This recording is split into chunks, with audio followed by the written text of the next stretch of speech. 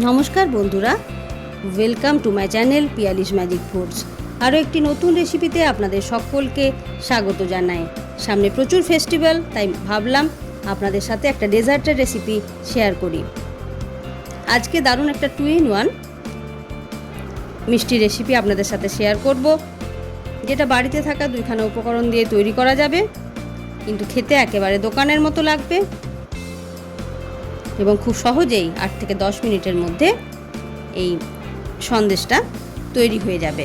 ভিডিওটি শেষ পর্যন্ত দেখার অনুরোধ রইল এবং যদি আমার রেসিপি ভালো লেগে থাকে তাহলে অবশ্যই কিন্তু আপনারাও বাড়িতে একবার এটা ট্রাই করে দেখতে পারেন। আশা করি আপনাদের এই চটজলদি মিষ্টি রেসিপি অবশ্যই ভালো লাগবে বন্ধুরা। চলুন তাহলে আজকে এই সুস্বাদু মিষ্টিটি বানিয়ে ফেলি।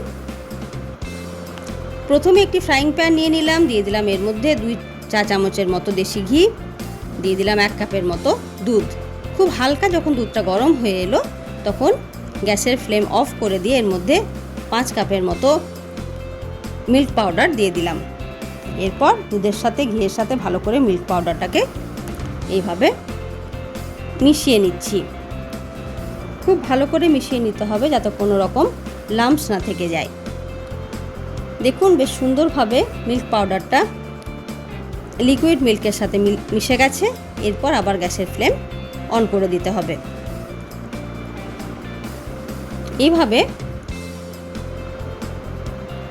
প্রায় 3-3.5 মিনিটের মতো এটাকে নাড়তে নাড়তেই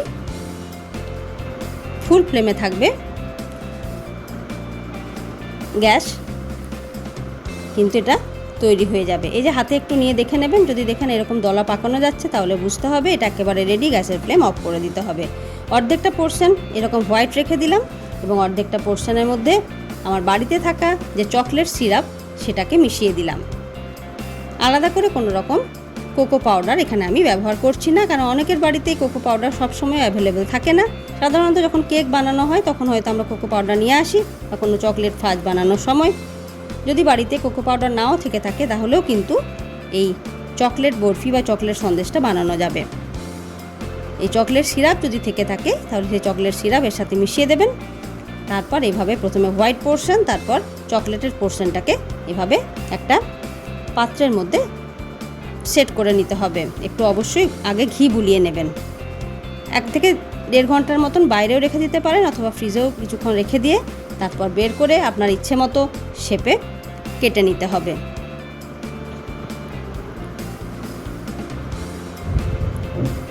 দেখুন কি দারুণ 2-in-1 সন্দেশ বা 2-in-1 বরফি বা চকলেট বরফি যাই বলুন না কেন, একেবারে কিন্তু খুব তাড়াতাড়ি রেডি হয়ে গেল দুটো মাত্র উপকরণ দিয়েই। কোনো রকম চিনিরও কিন্তু আমি এখানে ব্যবহার করিনি। এটা খেতে খুবই সুস্বাদু, খুব চটজলদি বানানো যায়। আমার রেসিপি যদি ভালো লেগে থাকে বন্ধুরা অবশ্যই কিন্তু একটি লাইক, শেয়ার এবং ছোট্ট কমেন্ট করতে ভুলবেন না। আমার চ্যানেলের পুরনো বন্ধু হয়ে থাকলে চ্যানেলটি সাবস্ক্রাইব করার জন্য অসংখ্য ধন্যবাদ জানাই। নতুন বন্ধু হয়ে থাকলে চ্যানেলটি সাবস্ক্রাইব করার অনুরোধ রইল। এইভাবেই চটজলদি এই রেসিপি আপনারা বানিয়ে ফেলুন এবং কেমন লাগলো অবশ্যই জানাবেন। ধন্যবাদ।